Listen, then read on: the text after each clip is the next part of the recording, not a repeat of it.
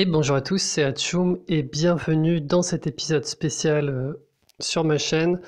Dans cet épisode, on va parler des buffs et des nerfs du jeu qui ont été annoncés.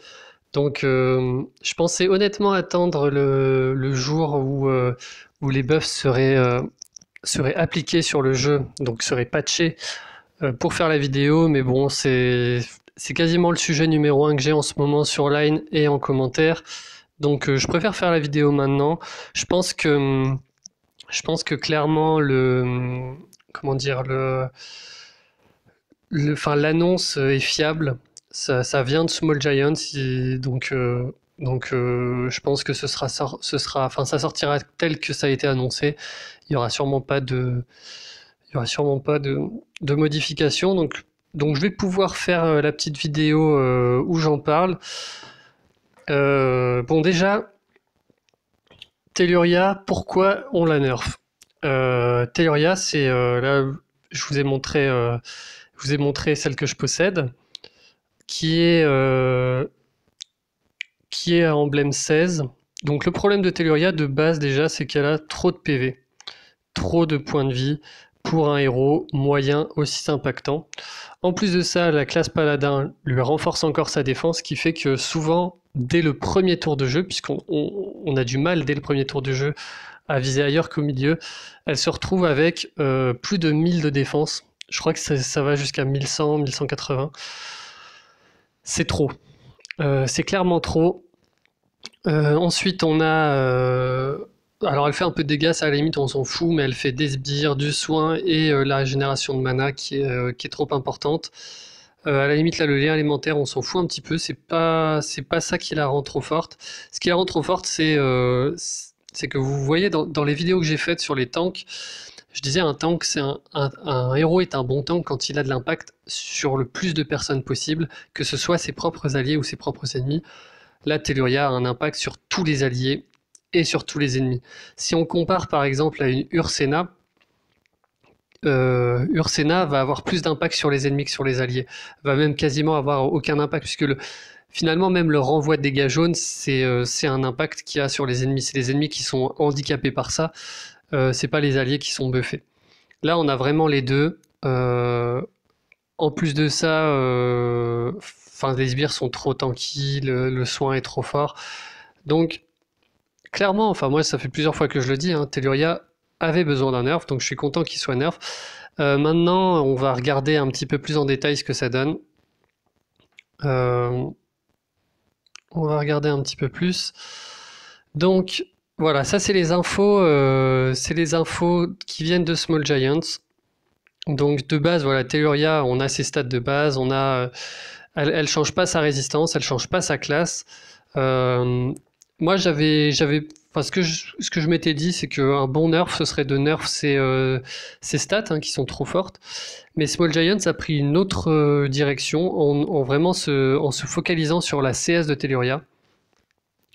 Donc, en gros, les points de vie des sbires passent de 18% d'HP à 13% d'HP.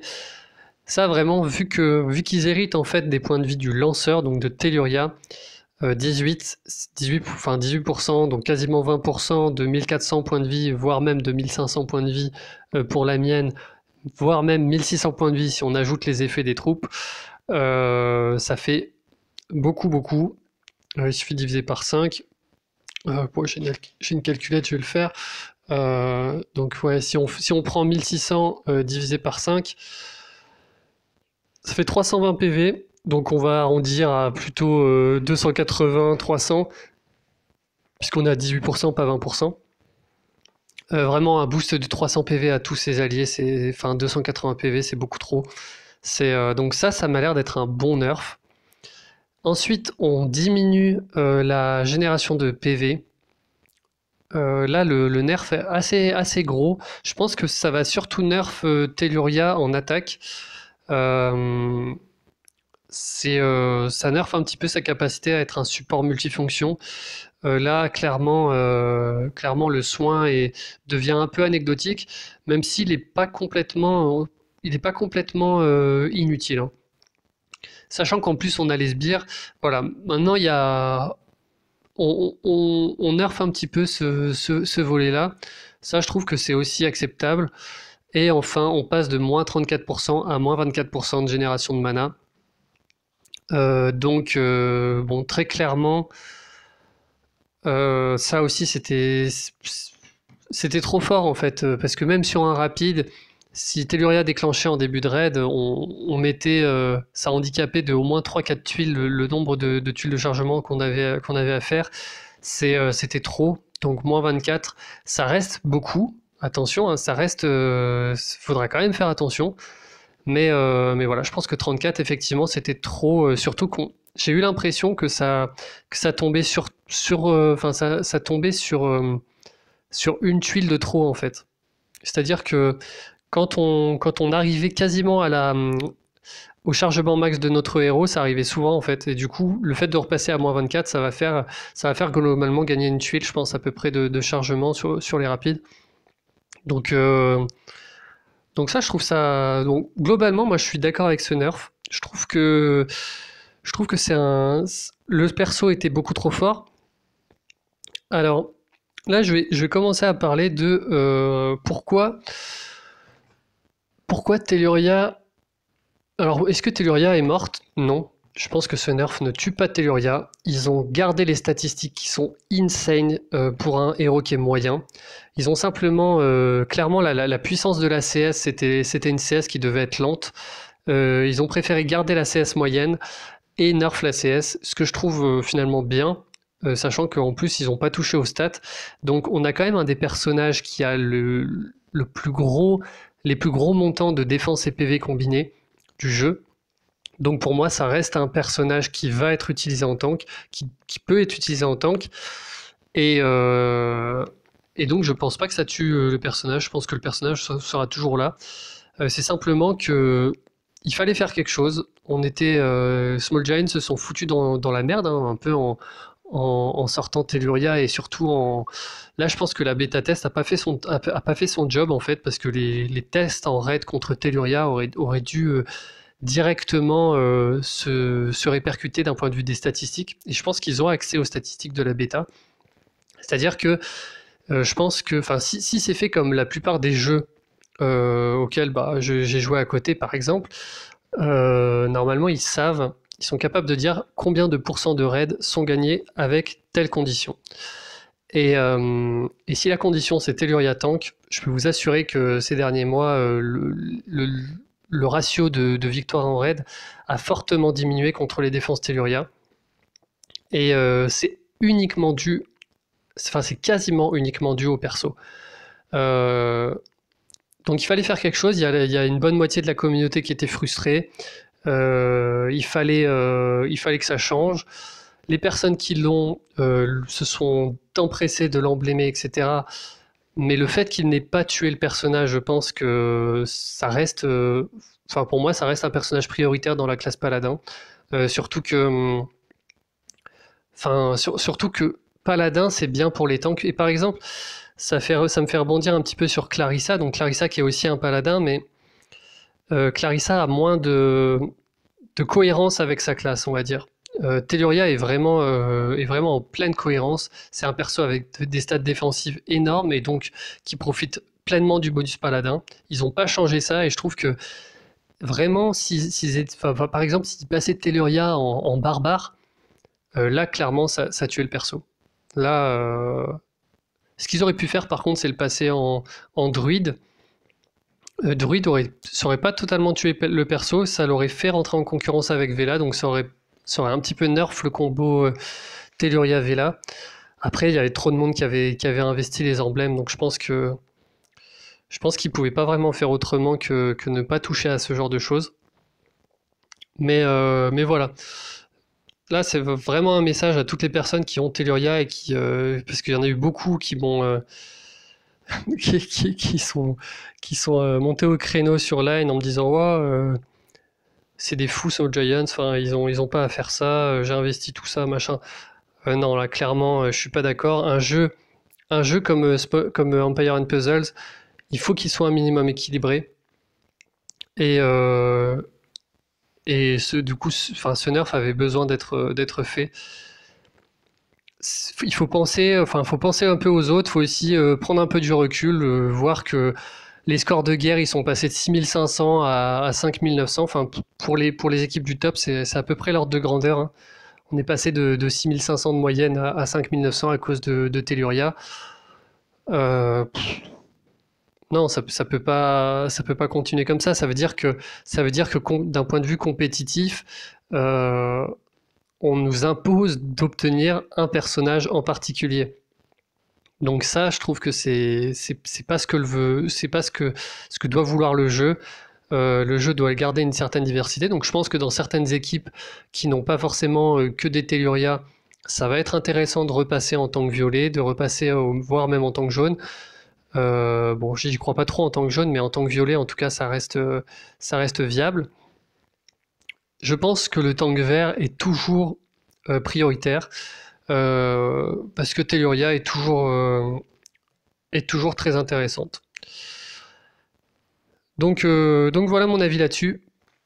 Voilà, pour moi c'est un bon nerf. Vraiment j'appelle à tous ceux qui s'échauffent un petit peu sur Line, etc. À prendre du recul et à voir, voir les choses en face, quoi. C'est-à-dire que même eux, enfin même moi en raid, j'ai beaucoup plus de mal depuis Cateluria. Au dernier tournoi booster de bonus, c'était un enfer. Enfin, il y a plein de gens qui ont eu extrêmement de mal à s'exprimer dans le tournoi parce ils sont tombés que sur des Telluria. Donc voilà, clairement le perso a besoin de ça. Ouais, bah, vraiment je suis en phase avec Small Giants là. Je trouve que le nerf est bien. Je le voyais pas moi comme ça, mais ça fait sens. Ensuite, on parle de Vela. Donc Vela qui prend un nerf. Euh, je suis aussi d'accord avec ça. Je trouve que le nerf est aussi bon. En fait, ils ont juste enlevé les dégâts supplémentaires contre le feu. Ce qui fait que ça reste compliqué d'apporter du rouge sur Vela parce qu'il y a toujours les moins 54% de défense, enfin pardon, d'attaque en moins. Mais par contre, les dégâts qu'elle faisait sur le rouge pour un rapide étaient beaucoup trop élevés. Euh, Moi, j'attaquais très rarement, enfin, j'attaquais même jamais Telluria avec un flank Vela en mono rouge à cause de ça. Et je pense que je vais toujours éviter de le faire malgré le nerf, parce que si Vela fait son pouvoir, moins 54% d'attaque, c'est quand même compliqué. Après, c'est vrai que ça peut être retiré, le moins 54% d'attaque peut être retiré par un Boltusk par exemple, par Mitsuko. Oui, c'est ça. Non, pas Mitsuko, pardon, Simkita. Donc, ça devient. Bon, disons qu'on a des options offensives, mais là, encore une fois, je pense que c'était mérité.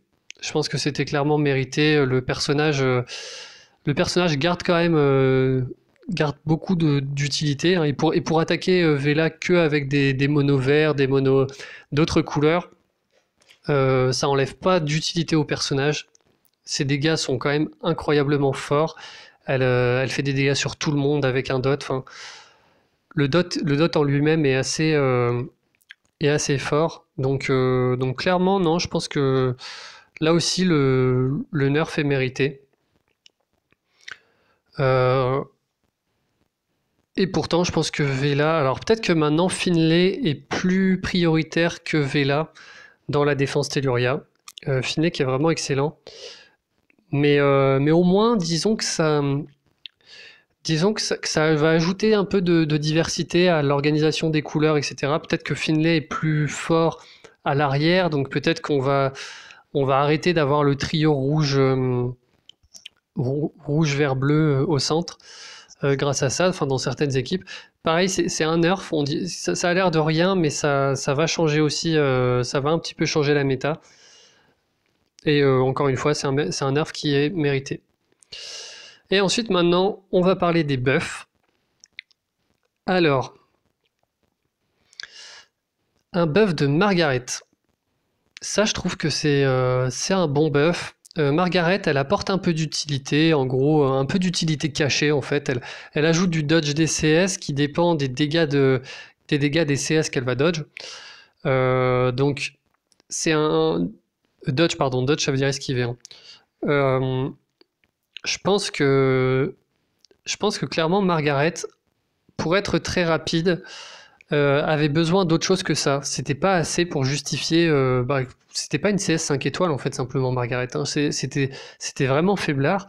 Et le fait d'ajouter des dégâts à Margaret, ça m'a l'air d'être ça m'a l'air d'être bien en fait.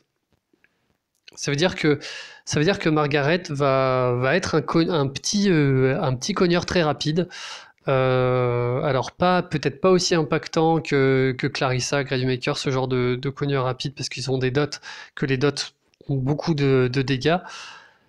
Mais, euh, mais ça reste une bonne option offensive du coup avec son utilitaire plus des dégâts supplémentaires.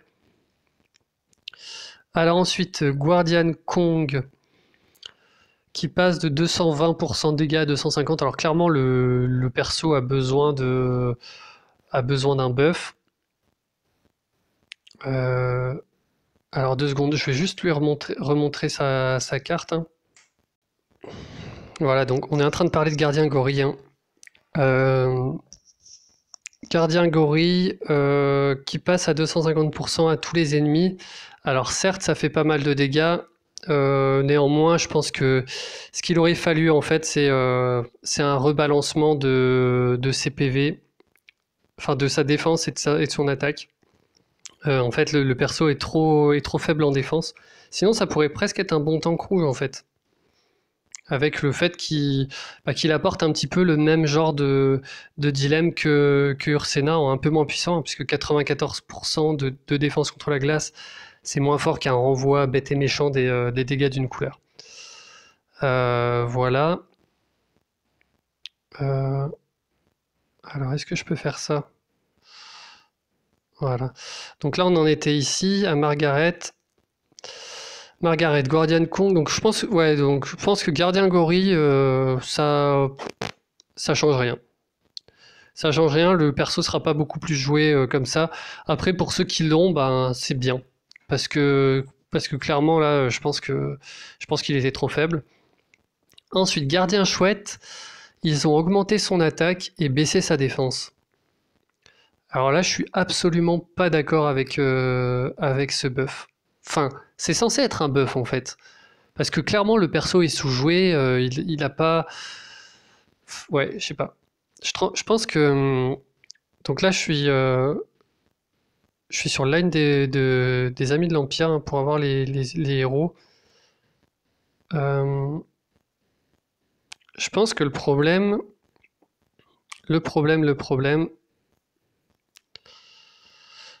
c'est pas ça le problème de Gardien Chouette. Le problème, c'est que c'est un héros très lent. Dans tous les cas, il sera pas beaucoup utilisé.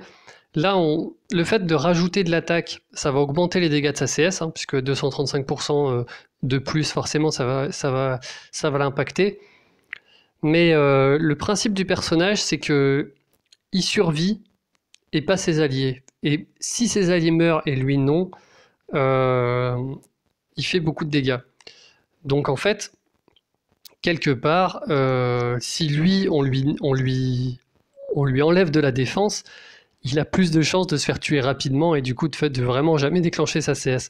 Donc là, je pense que le bon nerf, ça aurait simplement été d'augmenter le pourcentage de dégâts qu'il inflige. De se dire, vraiment, si vous tuez pas Gardien Chouette rapidement, il va décimer votre team. Donc là, c'est vraiment les pourcentages. Ces stats, elles sont très bien. Donc voilà, donc celui-là, je le trouve pas cool. Gardien Caméléon, la durée du changement d'élément passe de 3 à 4 tours. Pourquoi pas? C'est peut-être pour faire en sorte qu'on puisse plus facilement le recharger et profiter de son effet. Moi, je pense que ça reste un héros qui est compliqué à manœuvrer. Donc bon, je pense que ça ne le rendra pas plus utilisable. Ça reste un héros qui est fun à jouer, mais qui restera secondaire, je pense. Donc là, pareil, pas très fort. Reine de cœur qui passe de 230 à 240. Je sais pas, genre. C'est pas si vous voulez, hein. Là, je pense que clairement, ça, le problème de la reine de cœur, c'est pas ça. Le problème de la reine de cœur par rapport, si on la compare tout simplement à, comment il s'appelle, à Chevalier Noir, c'est très simple. Il y en a un qui balance un spell, du coup, qui met un effet sur lui-même. Du coup, pour le contrer, il faut mettre un dispel. Et l'autre, reine de cœur, qui se met un petit sbire et qui fait globalement le même effet, hein, qui fait la compétence provoquée. Mais en gros, tant que son sbire est en vie, elle provoque. C'est quoi le plus contraignant entre demander à l'adversaire de prendre un héros qui dispelle pour contrer ou simplement faire des dégâts faire assez de dégâts pour tuer un sbire. C'est pas assez contraignant en fait. Donc là, le personnage, ouais, je pense clairement que le personnage sera toujours moins fort que Chevalier Noir, et c'est pas le fait d'augmenter ses dégâts qui augmentera, enfin qui changera quoi que ce soit. Donc ensuite, Atomos. Ah, vous le savez, moi j'étais très déçu par la sortie d'Atomos. Ils augmentent ses dégâts aussi, c'est pas le problème d'Atomos. Le problème c'est que c'est un héros lent. Moi je préférerais quitte à même qu'il diminue les dégâts de sa CS, qu'il le passe en moyen et qu'on en fasse une possibilité de tank. Pareil, augmenter ses stats défensives, diminuer sa stat offensive et augmenter les pourcentages, un peu comme Gardien Chouette, quoi. Donc là, ouais, pour moi, c'est pas le problème n'a pas été ciblé, le héros est pas plus jouable comme ça, mais bon, c'est quand même bien qu'il le buff pour les personnes qui l'ont et qui l'ont monté. Euh, alors ensuite, on a grosse blague internationale, Mokar. Mokar, donc qui fait moins de dégâts à ses alliés et plus de dégâts à ses ennemis. Bah, c'est super. C'est super, mais ça change pas que Mokar ne fait que ça, hein, et pour un héros en fait qui doit faire des dégâts, je sais pas, par exemple, on compare avec Assassin, bah, je prendrais toujours Assassin plutôt que Mokar en fait. Euh,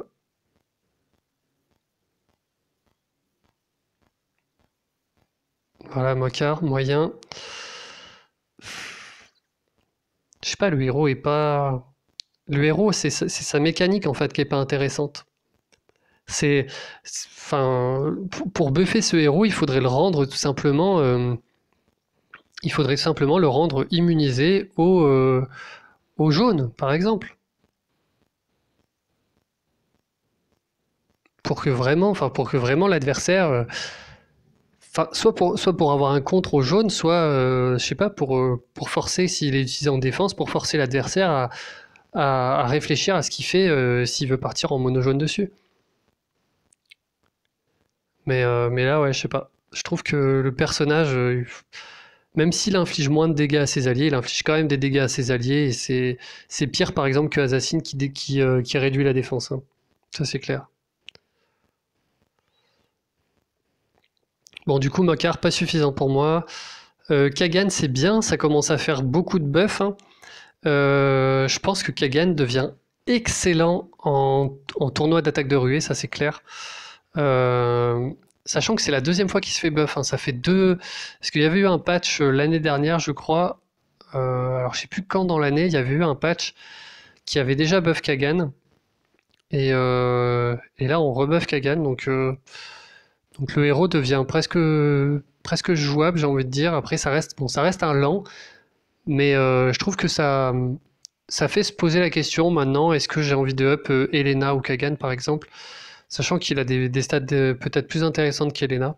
Donc bon, moi j'ai up Elena, pas Kagan, mais peut-être que j'aurais dû up Kagan, je sais pas. Alors ensuite on up Orgal. Ça c'est intéressant aussi. Je pense que le héros a besoin de ça. Juste à noter qu'avec son costume, il peut passer en moyen et que globalement, il fait à peu près la même chose que Zéline, sauf qu'il ne débuffe pas. Donc dans tous les cas, Zéline sera toujours meilleur que Orgal. Mais si on a besoin d'un héros qui fait des gros dégâts, on va en avoir un. Et ça, je trouve ça cool. Donc là, je suis d'accord avec le buff et je le trouve très bien. Ensuite, on a Gobbler. Gobbler, enfin, le buff de Gobbler. On diminue son attaque, on s'en fout, le héros de toute façon n'est pas là pour faire des dégâts. Et on augmente cette stat de défense qui n'avait aucune raison d'être. En fait, 450 pour un 4 étoiles, c'est éclaté. Donc, je trouve que maintenant, le héros... Alors, ça reste un héros ultra spécifique. Ce sera jamais un héros du top ou quoi. Ce sera jamais un héros à prioriser.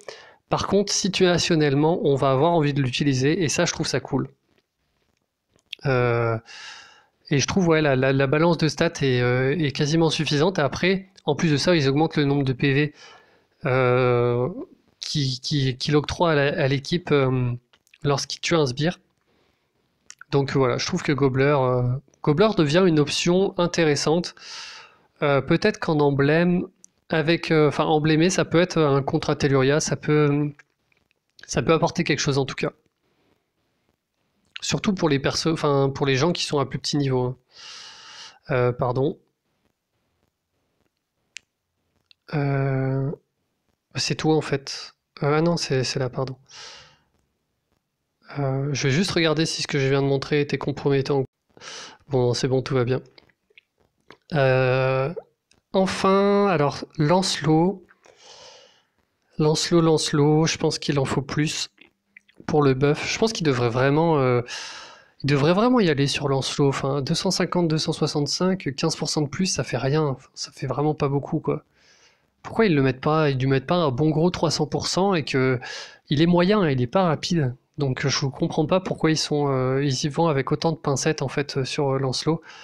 À côté Sumitomo par exemple, on a à peu près le même profil de héros en fait. C'est des moyens. Faut pas hésiter à les pousser à 300% et du coup le buff de Sumitomo est cool en fait. Vraiment cool. Danzaburo qui passe de 240 à 255. Je suis pour. Après, bon, c'est pas le problème de Danzaburo, c'est son gel, hein, mais bon. Le truc, c'est que je pense qu'ils ont bien fait, et je pense qu'ils auraient même pu encore aller plus loin, de renforcer encore plus les forces de Danzaburo. Peut-être, niveau stats, refaire un petit balancement aussi. Quoique, je sais pas. Non, je pense que le buff est bien. Moi, je suis pour, en fait, que Danzaburo ait vraiment une CS, enfin 2 CS de 5 étoiles et une CS qui le gèle. Pour dire, bah voilà, vous pouvez, quand vous jouez ce héros-là, vous prenez des risques. Par contre, quand ça passe, ça passe. Et ça passe vraiment bien. Donc je suis content de ce buff-là. Après, voilà, ça reste un perso tricky à jouer. Hein, pareil, je le mettrai jamais dans les tops, etc. Et ensuite, on a rebalancement des stats de Gormek. Alors, ça peut paraître beaucoup, les points de vie. Et en fait, il prend 180 PV dans la tronche. Mais par contre, il prend beaucoup d'attaque. Il faut savoir que dans le jeu, l'attaque, c'est la stat qui a le plus de poids. Donc en fait, ce qu'il prend en attaque, c'est énorme. C'est vraiment énorme. Et pour un personnage qui a quand même une CS qui fait des dégâts, moi je trouve que c'est bien. Donc Gormek, voilà, bon après je pense que dans tous les cas dans la couleur rouge, Wilbur sera toujours au-dessus de Gormek en debuff de défense. Mais pour les gens qui n'ont pas eu Wilbur, je trouve que c'est bien de mettre un héros qui au moins qui fait des dégâts quoi. Voilà, Utao un peu buff, ça c'est cool, surtout pour les attaques de ruée. Alors je pense que ça aurait été cool aussi sur Utao de rajouter de la défense pour diminuer, quitte à diminuer un peu l'attaque ou les points de vie. Ouf, il y a eu un gros... Je sais pas si vous avez entendu, mais il y a eu un gros coup de tonnerre là. Bon, on s'en fout. Bref.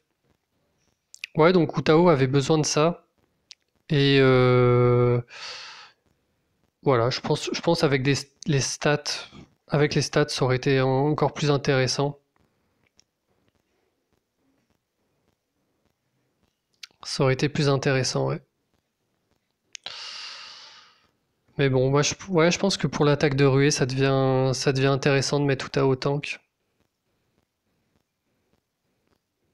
Enfin, surtout sur le tournoi sans violet.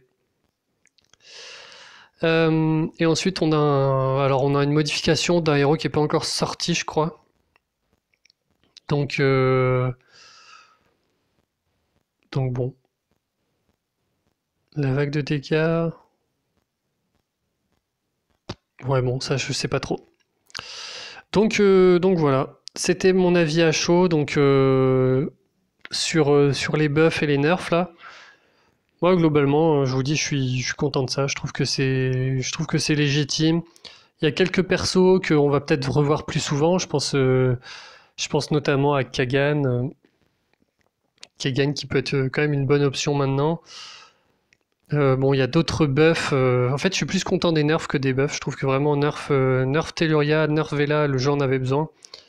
Et pourtant, hein, j'ai Telluria, hein. Là, vraiment, je vous demande encore de prendre du recul pour les personnes qui ont Telluria et de se rendre compte de ça, hein.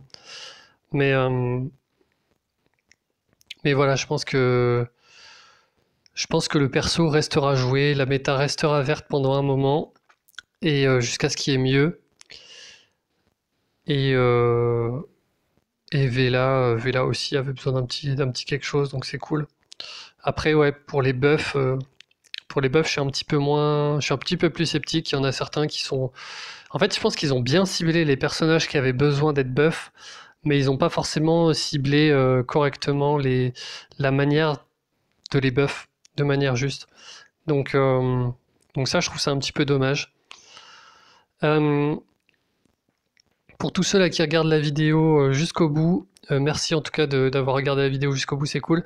Je vais sûrement faire une vidéo de réponse à tous les commentaires que vous avez pu faire sur la classification des héros.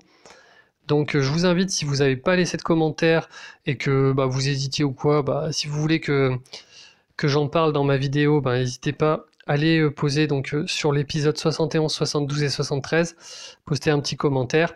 Pour les personnes qui m'ont posté des commentaires sur Line, n'hésitez pas à les remettre sur YouTube parce que je vais pas prendre et les commentaires Line et les commentaires YouTube, je vais me concentrer sur YouTube, ce sera beaucoup plus lisible. Euh, donc, euh, donc voilà, refaites un petit topo, un petit résumé de ce que vous avez pu mettre sur Line. Et puis je vous retrouve du coup dans cet épisode qui sortira sûrement lundi, je pense. Voilà. Bon bah allez, à bientôt, ciao.